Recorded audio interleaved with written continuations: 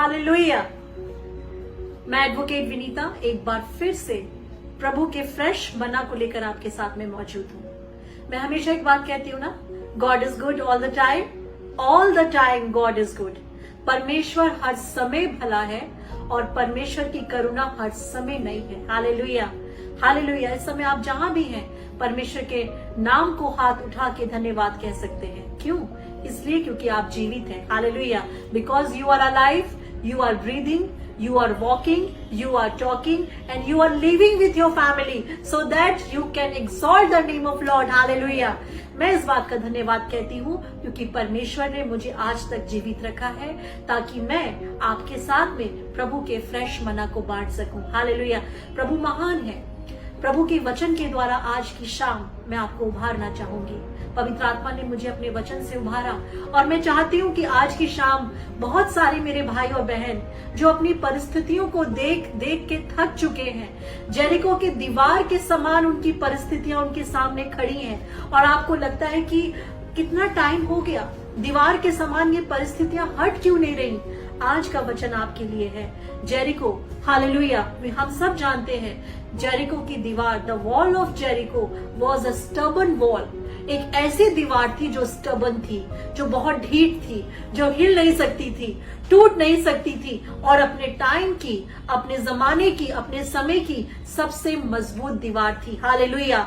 कोई भी और कौम, हाँ मैं ये कहना चाहूंगी, कोई और कौम एक्सेप्ट इजराइल्स, जो इजराइलाइट्स थे, इसके अलावा कोई और कौम उस दीवार को कॉन्कर नहीं कर पाई, जीत नहीं पाई। इसका कारण ये था क्योंकि यहोवा इनके साथ में था। हालेलुया। क्योंकि यहोवा इनके साथ था इसलिए बड़ी बड़ी दीवारों को भी ये यूं ही लांग के चले गए। प्रभु का वचन साफ कहता है, जब हम पढ़ते हैं भजन संहिता, वहां लिखा है, दाऊद ने कहा, तेरी सहायता से मैं शहर पनाहों को लांग जाऊंगा। हालेलुया।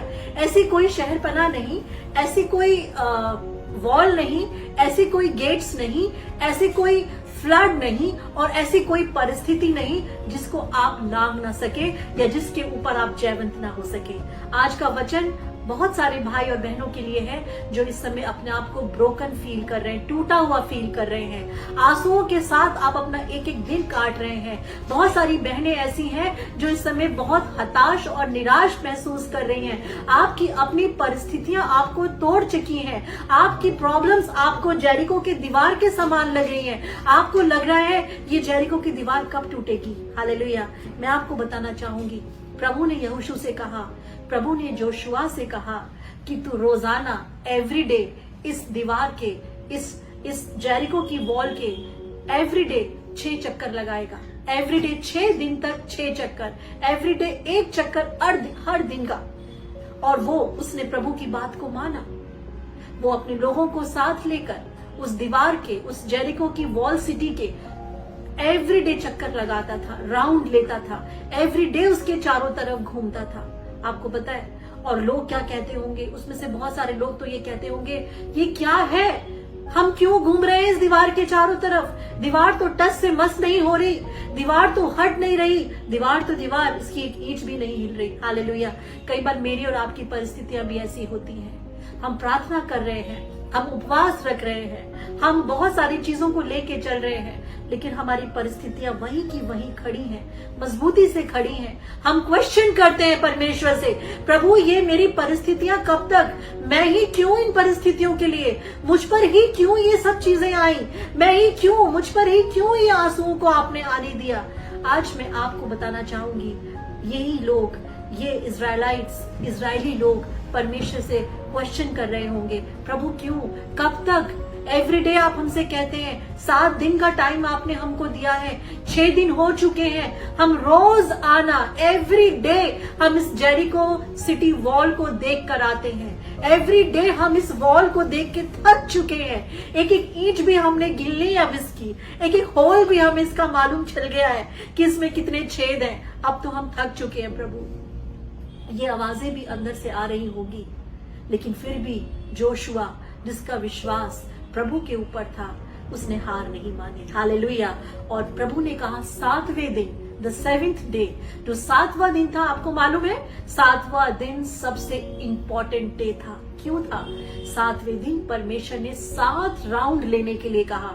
7वें दिन परमेश्वर ने कहा 7 राउंड लेना, 6 राउंड मत लेना, 7 राउंड लेना, 5 राउंड मत लेना, 7 राउंड लेना। 7th day, the day of victory, hallelujah. और उस दिन वो सुबह उठे होंगे, उस दिन टूटे हुए उनके बदन थे, थक चुके थे, मेंटली बैटल उनके माइंड में चल रही थी, फिजिकली वो वीक हो चुके थे, बहुत सारी डर और भय का साया उनके ऊपर था, लेकिन फिर भी वो उठे और उठ के जेरिको वॉल के 7 चक्कर उन्होंने लिए, हालेलुया। 1 चक्कर, 2 चक्कर, 3 चक्कर, चौथे चक्कर में वो पस्त हो चुके होंगे, 5वें चक्कर में वो ये कह रहे होंगे बस अब हम नहीं जा सकते। यहोशू उनको कह रहा होगा चलो हमें 7 राउंड तो लेने ही है, क्योंकि प्रभु ने बोला है, हालेलुया। आज आपकी परिस्थितियां भी ऐसे ही हैं।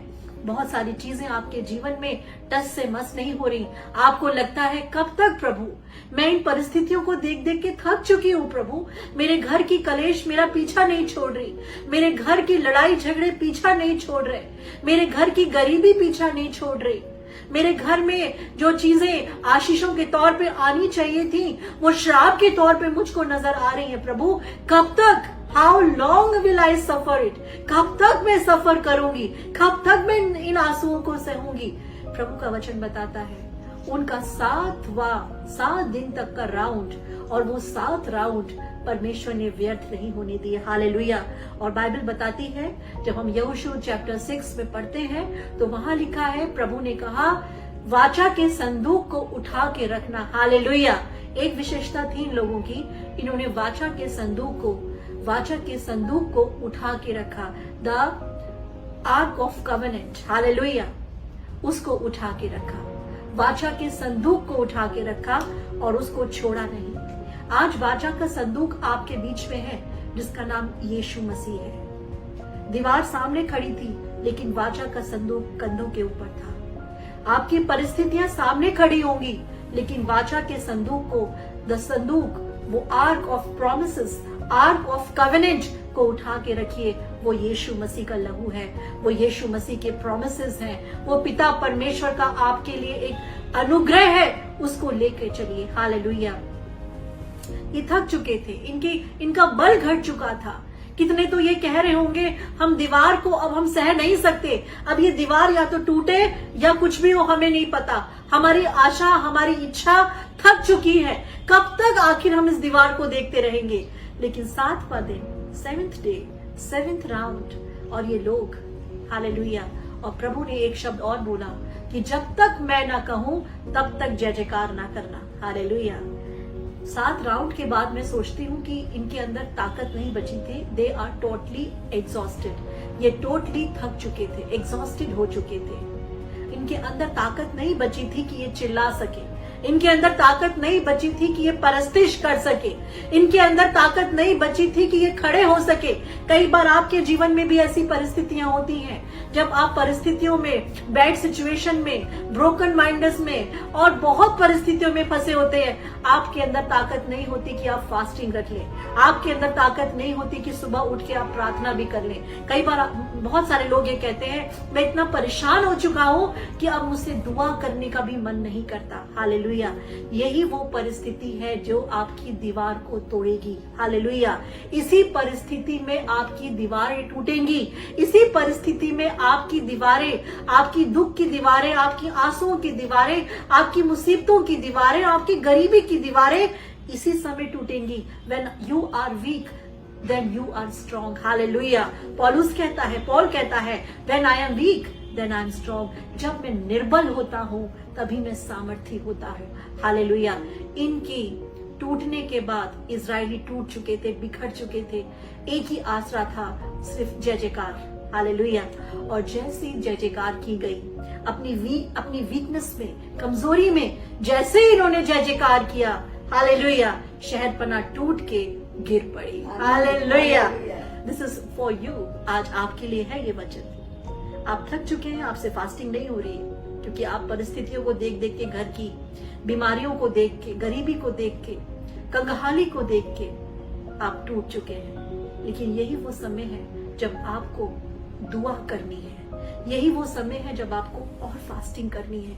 यही वो समय है जब आपको और परमेश्वर को निहारना है। God is faithful all the time. परमेश्वर हर समय फेथफुल है। हालेलुया।